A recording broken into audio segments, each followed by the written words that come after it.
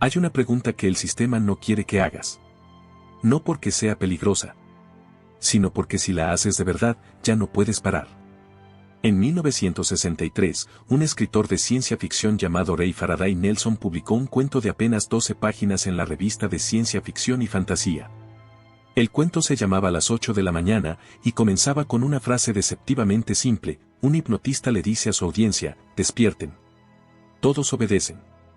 Pero uno de los sujetos, despierta de verdad.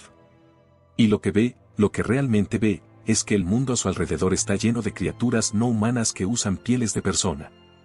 Criaturas que han reducido a la humanidad entera a un estado de trance colectivo.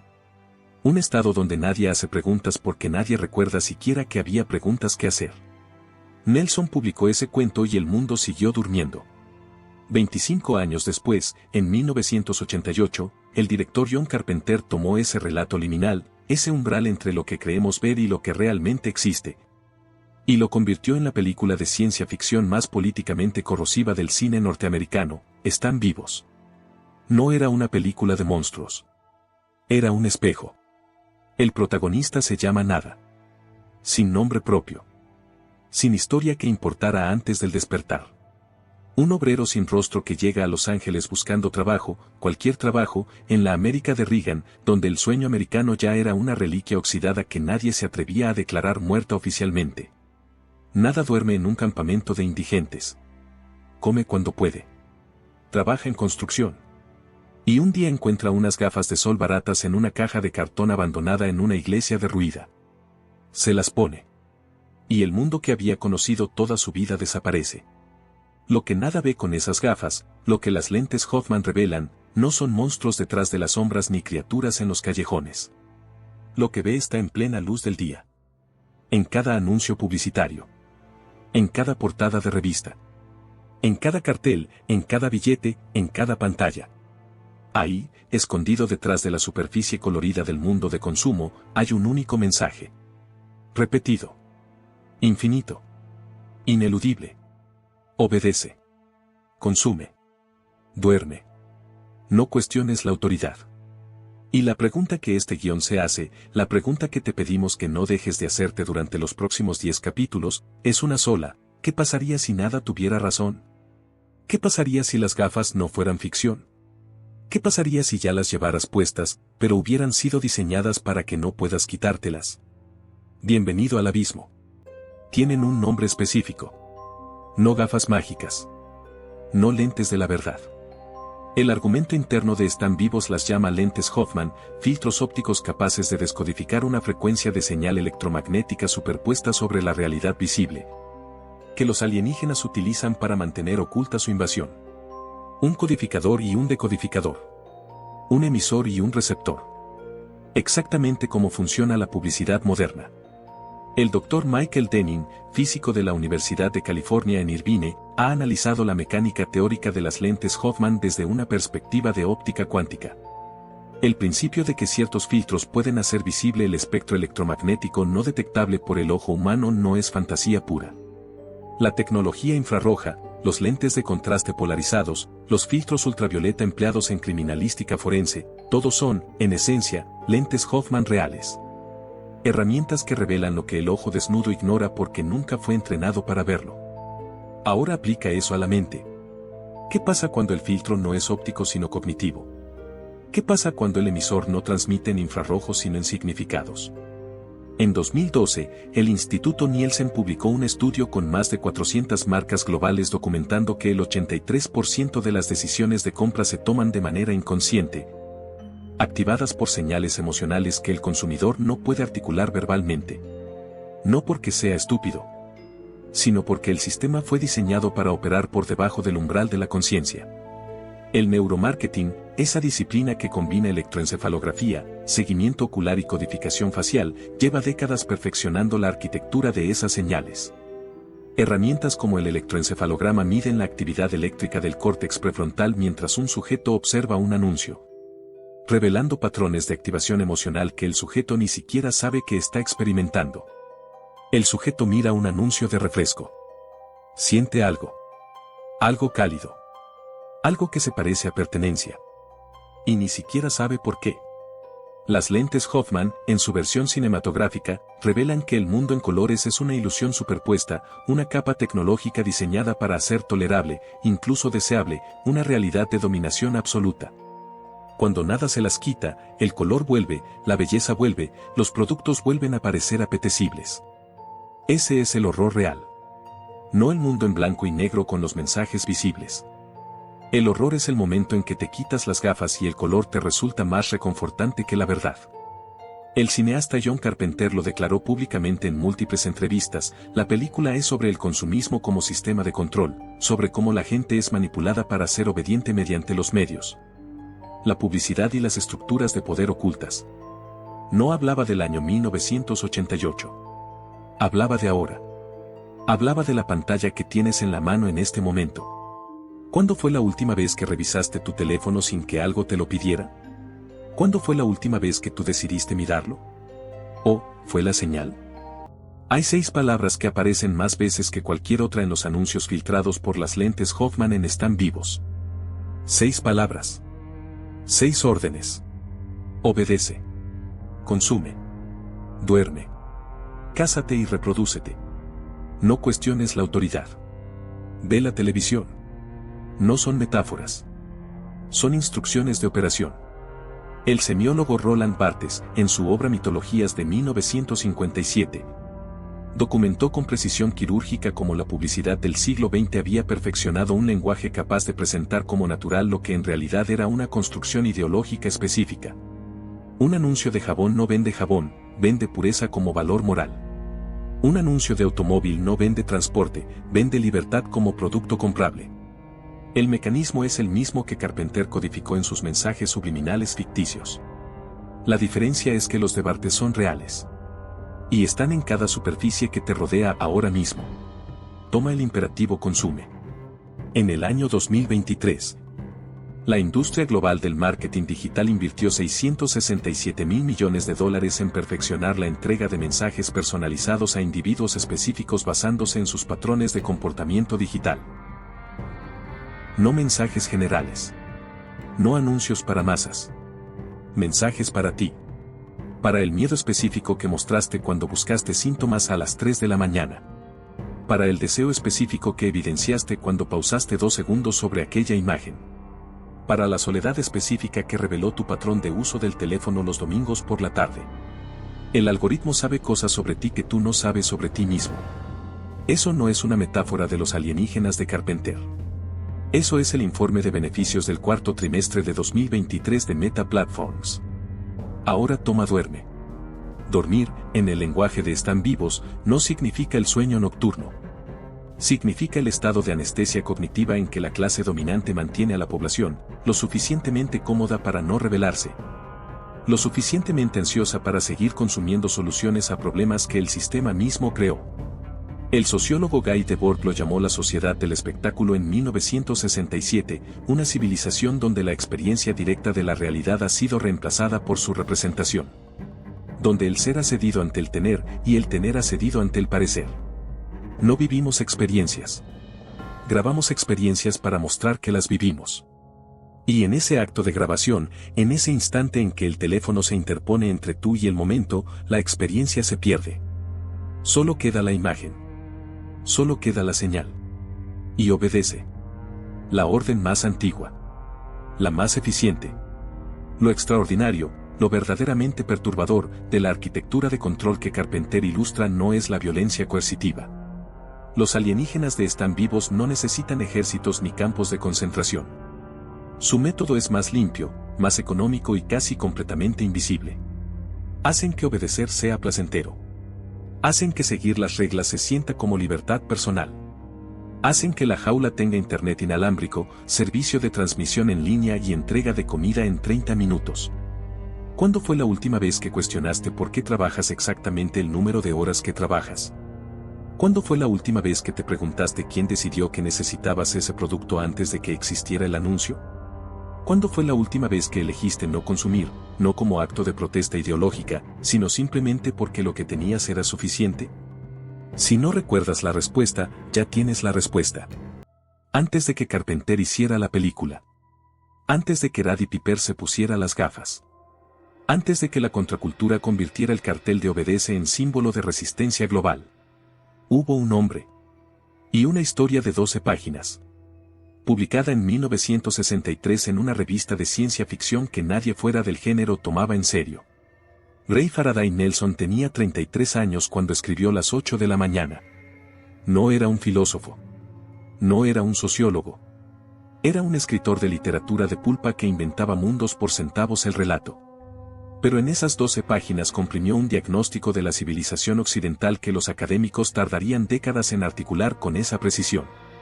El protagonista de Nelson, llamado simplemente George, asiste a un espectáculo de hipnosis. El hipnotista da la orden de despertar. George despierta. Pero a diferencia del resto del público, George despierta completamente. Y ve que los seres que creía humanos, no lo son. Ve que cada orden social, trabajar, comer, dormir, obedecer, viene codificada en un idioma que los humanos han sido condicionados a interpretar como deseo propio. La gran revelación de Nelson no es que los alienígenas manden. Es que los humanos creen que están eligiendo. Esa distinción es todo. Es la diferencia entre una cadena visible y una cadena que has interiorizado tan profundamente que ya la percibes como columna vertebral. Cuando le preguntas a alguien por qué trabaja 60 horas semanales en un empleo que detesta para comprar cosas que no necesita con el fin de impresionar a personas que no le importan, la respuesta suele ser una variación de «porque así funciona el mundo». No, porque me lo ordenan. Porque así funciona el mundo. Como si el mundo tuviera una naturaleza predestinada. Como si el capitalismo tardío fuera gravedad. Nelson, en 1963, vio esa estructura y la llamó por su nombre, hipnosis colectiva. Lo que hace el cuento particularmente lacerante, y lo que Carpenter preservó con precisión en la película, es el final. George, el único humano que ve la realidad, intenta despertar a los demás. Nadie le cree. Nadie quiere creerle. Porque creerle implicaría destruir el andamio sobre el que se sostiene toda su existencia cotidiana. Y destruir ese andamio no da acceso a la libertad. Da acceso al vértigo. Hay una ironía siniestra en el hecho de que Las 8 de la mañana se publicara en 1963, el mismo año en que el presidente John F. Kennedy fue asesinado en Dallas. El mismo año en que la CIA formalizó el programa MKUltra, experimentos de control mental documentados en los archivos desclasificados del Senado estadounidense en 1977.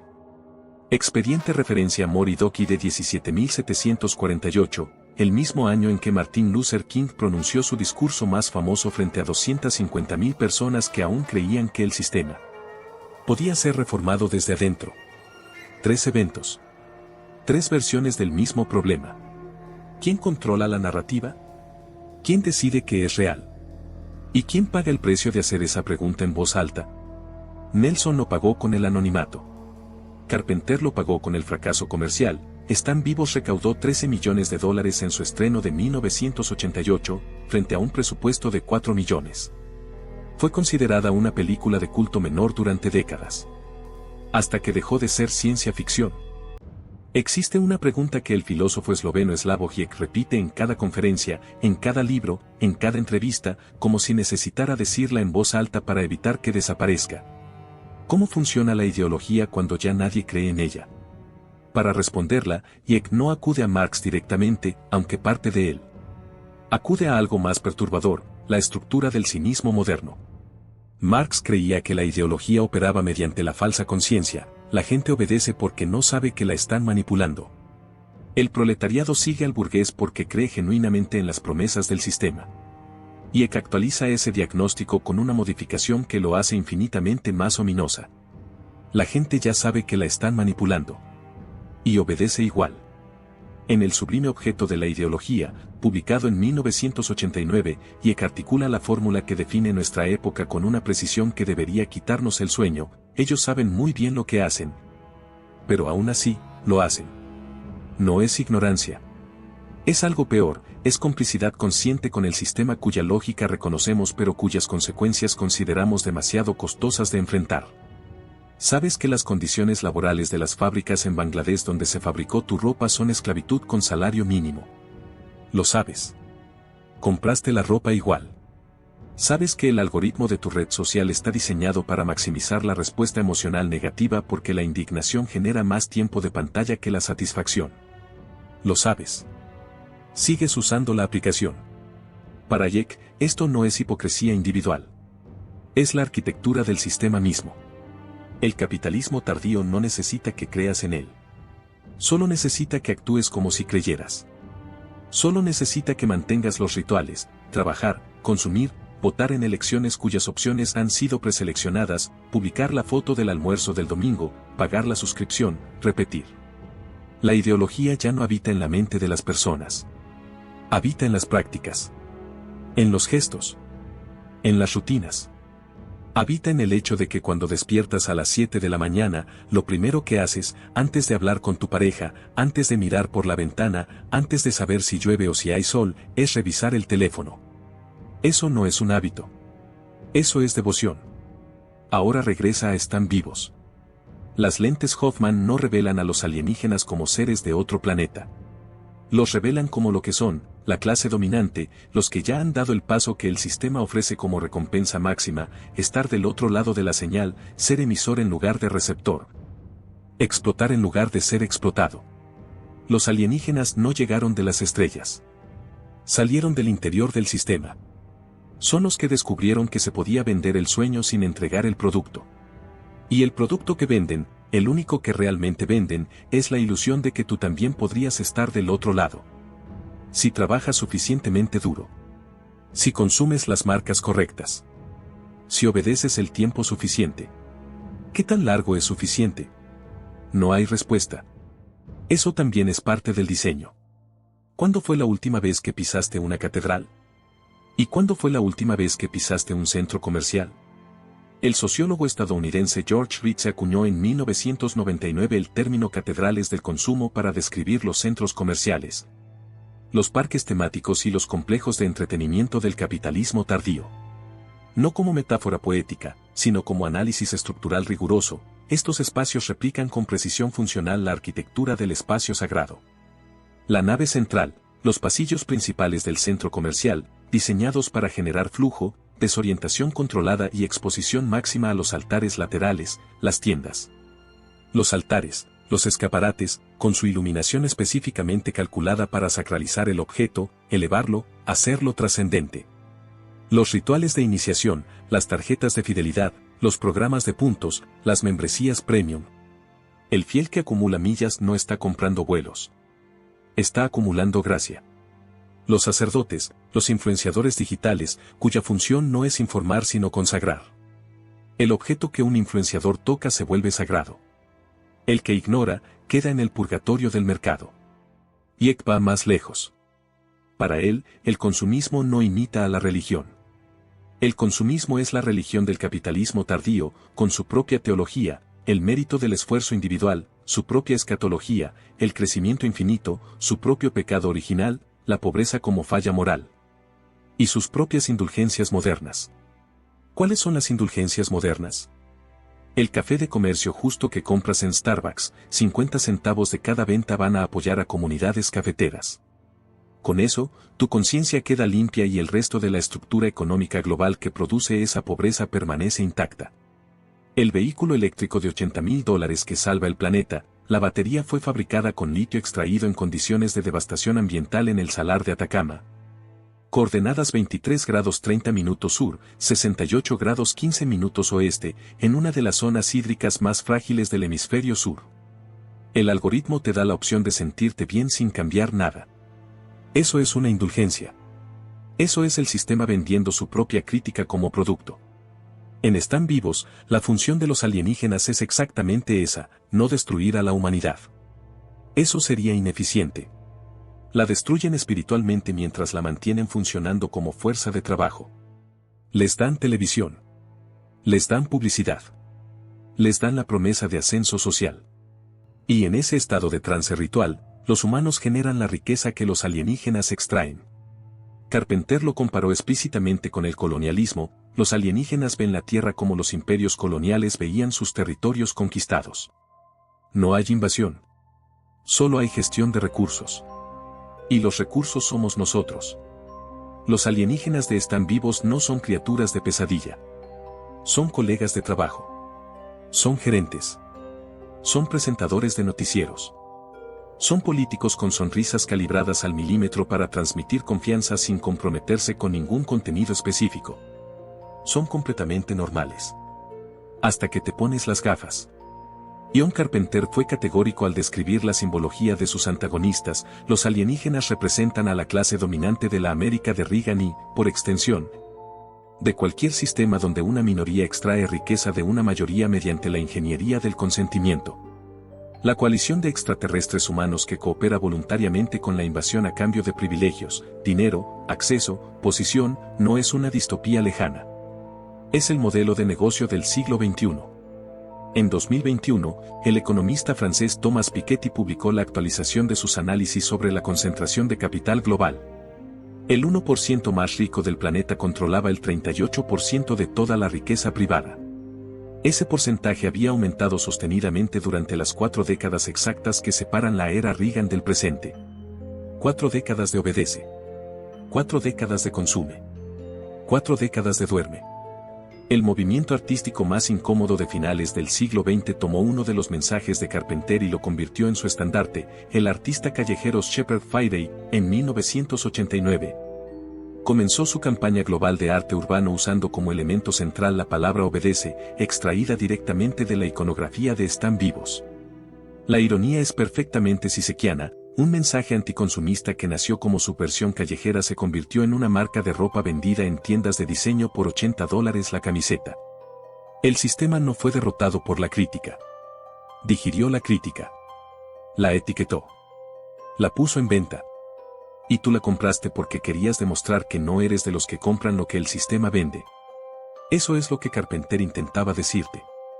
No que existe una conspiración alienígena con sedes físicas en los subsuelos de las ciudades. Lo que intentaba decirte es que la conspiración no necesita ser secreta para funcionar. Solo necesita ser normal. Solo necesita que parezca que así funciona el mundo. Piensa en el último político que te decepcionó. Piensa en el momento exacto en que descubriste que sabía perfectamente lo que estaba haciendo. ¿Qué sentiste? ¿Sorpresa? ¿O reconocimiento? La sensación de que, en el fondo, ya lo sabías. Y sin embargo, el ciclo continuó. Las elecciones siguientes llegaron. Y el mecanismo se reinició. Eso no es ingenuidad. Es la estructura. Es el diseño. Hay una escena en Están Vivos que se ha convertido en la más citada, parodiada y analizada de toda la filmografía de John Carpenter. Dura 9 minutos con 11 segundos. 9 minutos de 2 hombres golpeándose en un callejón de Los Ángeles. Y no tiene nada que ver con la acción. Nada. El protagonista, que ya ha visto la verdad, intenta convencer a su amigo Frank Armitage de que se ponga las gafas. Frank se niega.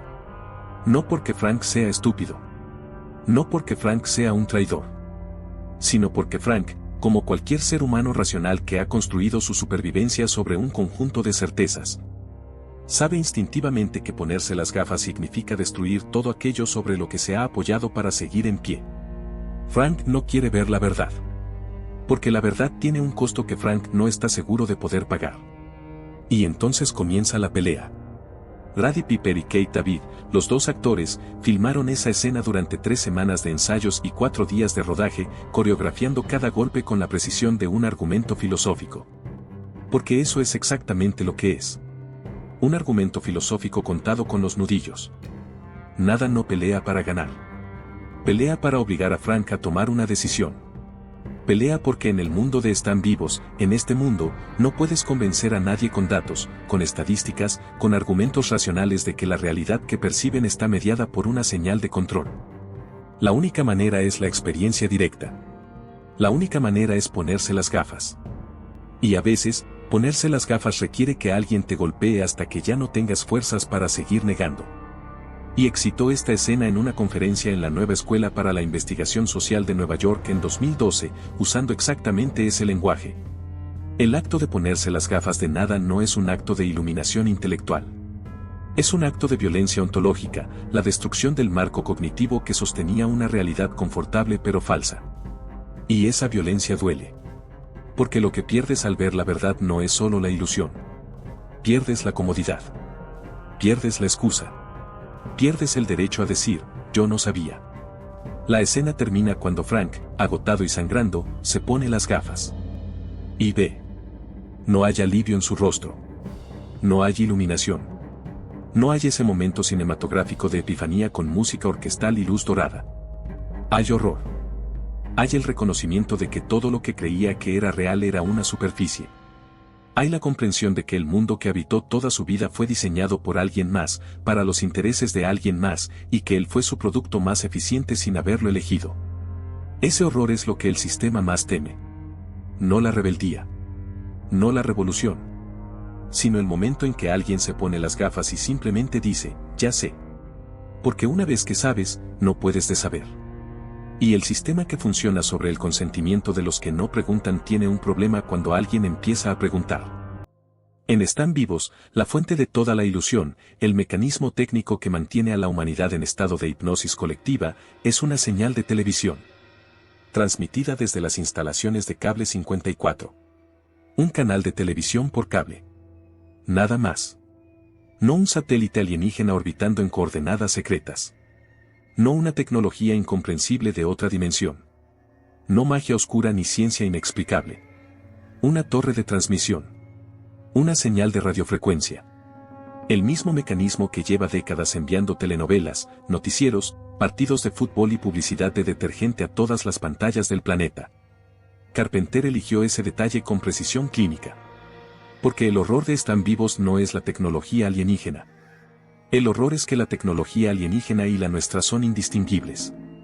En 2023, la empresa de análisis de medios Nielsen publicó su informe anual de consumo mediático en los Estados Unidos. El ciudadano promedio consume 10 horas con 40 minutos de medios digitales por día. 10 horas. 40 minutos. De un día de 24 horas, más del 44% del tiempo de vigilia de un ser humano adulto está frente a una pantalla que alguien más controla, emitiendo una señal que alguien más diseñó. Con un contenido que alguien más eligió que vieras. ¿Dónde está la diferencia con Cable 54? ¿Dónde está la diferencia entre la señal alienígena que mantiene dormida a la humanidad en la película y el muro de noticias que tú revisas 96 veces al día?